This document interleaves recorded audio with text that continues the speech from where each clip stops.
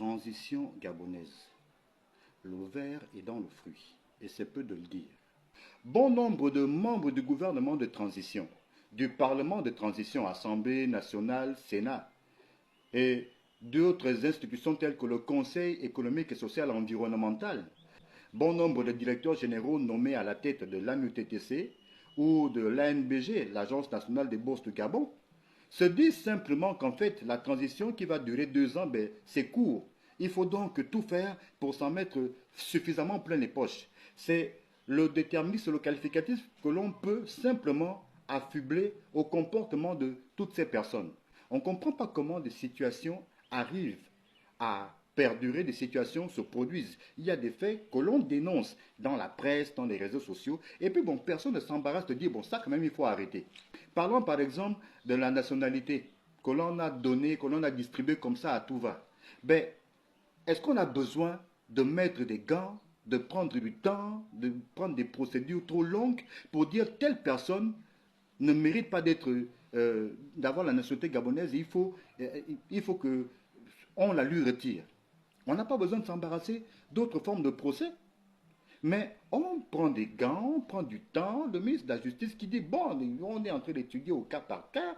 Dernièrement, quand il est passé devant l'émission Les grands dossiers de Gabon Première, on est en train de regarder des Gabonais qui ont acquis la nationalité alors qu'ils n'ont jamais mis les pieds au Gabon. Mais il n'y a pas que ces Gabonais-là qui doivent être déchus de leur nationalité. Il y en a sur le sol gabonais qui ne respectent pas la loi, qui narguent tout le monde. Ils sont dans des communautés ouest-africaines, ils sont dans la communauté libanaise, ils sont dans les communautés asiatiques.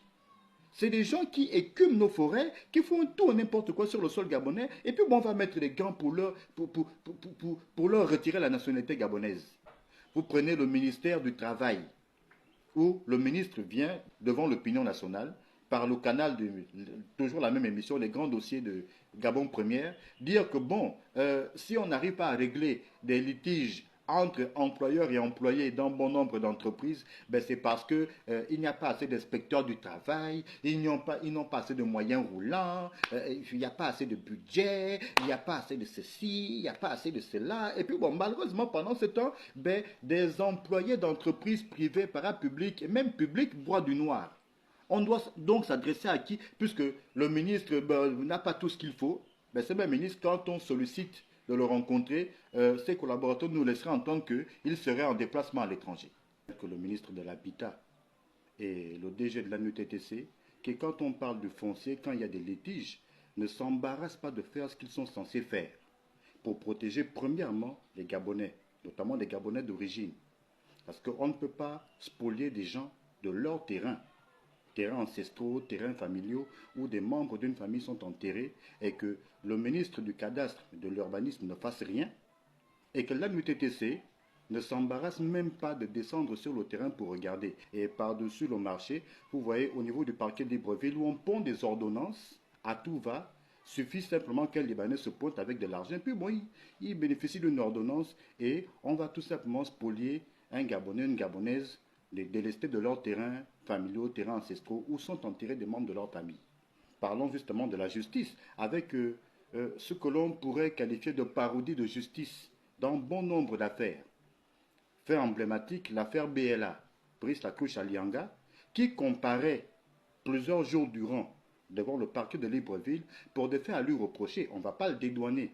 Mais quand ses avocats demandent qu'Ali Bongo Ndimba, qui était président, quand lui était son directeur de cabinet, comparaisse lui aussi devant le parquet de Libreville, les magistrats disent non, il ne peut pas comparaître, on ne peut pas convoquer Ali Bongo parce que ce dernier est malade. Tiens donc. Et pourtant, chez les Blancs en Occident, c'est pas loin, c'est juste à côté. À vol d'oiseau, comme dirait un certain Alain-Claude Bilémisé.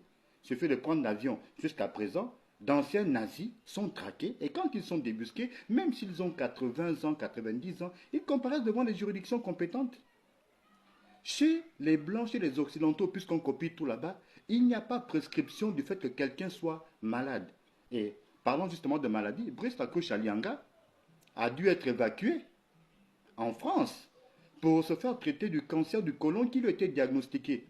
Pendant sa détention, ses avocats n'ont eu de cesse de demander qu'on l'évacue en France pour l'y traiter. Et Ali Bongo, puissamment installé au pouvoir avec son épouse Sylvia Bongo, Ondimba ou Valentin, c'est selon, ont refusé avec toute leur horde émergente, prétextant que les, la demande des avocats de Brice Lacoche Alianga n'avait pour unique objet que de dédouaner ce dernier de la justice gabonaise. On était alors en pleine opération Scorpion. Mais voilà donc aujourd'hui, lui, il a comparu étant malade, au point de s'effondrer, être évacué dans une unité sanitaire de la place avant d'être évacué en France, pendant qu'Ali Bongo, que l'on dit malade, ne comparait pas devant le tribunal de Libreville. Ce même Ali Bongo qui multiplie des interviews à Jeune Afrique, demandant que son épouse et son rejeton Noureddine Bongo Valentin soient remis en liberté. Tiens donc, parodie de justice, avez-vous dit. Il en va de l'entourage immédiat du président de transition Brice Clotaire Oligui que le fait que son frère, directeur général du budget, des finances et des participations, soit suspendu de ses fonctions parce que soupçonné de malversation et autres faits de détournement, ben, ne devrait pas vraiment étonner. Beaucoup se disent, disais-je, que la transition va durer 2 ans, tout au plus 3 ans, puisque selon les résolutions du dialogue national inclusif, ben, la transition pourrait avoir une année supplémentaire si cas de force majeure constaté. Ben, ces gens se disent, bon, on ne va pas rester là longtemps, peut-être qu'on ne reviendra même pas, peut-être qu'on ne va même pas rempiler. Bon, il faut tout de suite profiter du temps où on est là pour s'en mettre plein les poches, pour se faire la malle.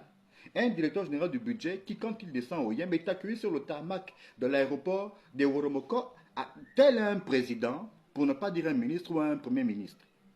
Ça aurait dû attirer l'attention de qui de droit, mais malheureusement, est-ce surabondance d'agenda, de calendrier, de choses à régler. Toujours est-il qu'on n'a pas fait ce qu'il fallait et malheureusement, le constat est là. Encore que sur le cas du frère cadet de Brice Clotaire Oligui Nguema, on pourrait demander que la justice soit dite dans toute sa latitude, parce que ce n'est pas le seul dans ce cas. Avant lui, il y a eu un autre directeur général du budget dont les bureaux avaient été mis sous scellé, un certain Andjoua Bongo Ndimba, fils de Marie-Madeleine Bourancho. C'était lui le directeur général du budget, le dernier du moins, sous Ali Bongo, et ces bureaux ont été mis sous scellé. On a pensé qu'il y aurait un grand déballage, mais non. Il a simplement eu un parachute et il a atterri à la direction générale de la concurrence et de la consommation. Qu'est-ce qu'on a trouvé dans ces bureaux? Qu'est-ce que l'enquête diligentée, si encore enquête il y a eu, qu'est-ce qu'on a trouvé là-dedans? On ne sait pas trop. Toujours est-il que, bon, aujourd'hui, ce dernier est tranquille dans son coin. Et donc, on pourrait se demander si la suspension du frère cadet de Brice Clotaire Oligui Nguema ne serait pas simplement qu'un règlement de compte en interne. Mais toujours est-il qu'on se rend bien compte que la transition, ben, le verre est dans le fruit. Au niveau de l'Agence nationale des bourses du Gabon, où il y a une véritable mafia. On attribue des bourses à des tiers, c'est à la tête du client, c'est selon qu'on a une petite, et puis bon, on lui attribuerait une bourse. C'est autant de faits dénoncés, des audios et autres vidéos circulent sur les réseaux sociaux, mais bon, qui de droit ne fait pas ce qu'il faut? Parlant justement de la remise sur les bons rails, du toilettage nécessaire, ben, l'on pourrait se demander à quand l'application des résolutions du dialogue national inclusif. Ça fait quand même plusieurs mois que le dialogue a pris fin. Des résolutions fortes ont été prises. Qu'est-ce qu'on attend pour les appliquer? Tout devait être traduit en texte de loi. Pourquoi ça prend du temps? Pourquoi est-ce que ça prend du temps? Pourquoi on n'applique pas tout de suite? Où est-ce que ça coince? Et on se demande comment un ministre de l'Intérieur peut-il s'octroyer le droit de rédiger une loi électorale qui ramène le Gabon pratiquement 30 ans en arrière. Qui lui a donné ce blanc-seing pour agir ainsi? Et tout ça fait dire dans l'opinion que la transition, ben, le verre est dans le fruit. Il y a tellement de personnes qui, en réalité, n'auraient pas dû être membres des institutions de la transition, mais qui sont là et qui, manifestement, ne travailleraient pas pour le président, ne travailleraient pas dans l'intérêt de sortir, dans l'objectif de sortir le pays de l'ornière, mais travailleraient pour leurs seuls intérêts. Et comme dans l'ancien temps, on assiste quotidiennement à des règlements de compte par personne interposée, par presse interposée. C'est un tel collaborateur du ministre qui ne s'entendrait pas avec tel ministre et donc qui lui mettrait les bâtons dans les roues, qui ferait preuve d'insubordination permanente. Un tel autre conseiller spécial, un tel autre chargé d'études. Bon, chacun agit comme il veut parce que bon, de toute façon, ben, je n'ai pas de compte à vous rendre, ce n'est pas vous qui m'avez nommé. Et puis bon, nous sommes en phase de transition, donc tout le monde est là ben, de façon transitoire. C'est tout un cafouillis auquel on assiste quotidiennement dans l'opinion et l'on se demande bien à quoi tout cela carbure. Tous ces dérapages et du fait que le gouvernement de transition, les institutions de transition ne communiquent pas bien, ne savent pas communiquer, ben, ça donne du grain à moudre à des émergents déchus, les Alain-Claude Bilebizé et autres tartampions qui pensent que bon, ils peuvent venir faire la leçon aux gens. Ils viennent souvent devant les médias critiquer telle décision, tel projet et autres du CTRI, du gouvernement de transition, parce que malheureusement, et pourtant il y a des choses qui sont quand même faites en sourdine, mais on n'en parle pas beaucoup, et ce qu'on met plus en avant, ce sont les dérapages. Et on se demande finalement pour qui travaillent tous ceux qui sont, tout ce monde-là autour d'Oligui, travaille finalement pour qui? Ces gens ne travaillent pas dans l'intérêt du peuple. Nombre d'entre eux travaillent pour leurs propres intérêts. C'est la raison pour laquelle chaque fois, le peuple, les personnes lésées, les citoyens lésés, sont obligés de s'en remettre aux arbitrages, à l'intervention du président de transition, Brice Clotaire Oligui Nguema, parce que les ministres ne font pas leur travail, les directeurs généraux d'agences, ANUTTC, ANBG, autres, Agassa, Agatour, Aganor, Artef, Arcep, ne font pas leur travail. Et chaque fois, la population est obligée d'en appeler à l'intervention du président de transition. Or, on avait cru que ces gens-là comprenaient bien que c'était 2 ans pour tout remettre à plat, pour rendre la dignité aux Gabonais. Mais on a l'impression qu'en fait, ces gens ne travaillent qu'à asseoir leur propre dignité et non que faire du mal-être, du mal-vivre des Gabonais. Le verre est dans le fruit, monsieur le président de transition. C'est le temps de tout toiletter pour bien terminer ce que vous avez commencé au matin du 30 août 2023. Très bien, on avance.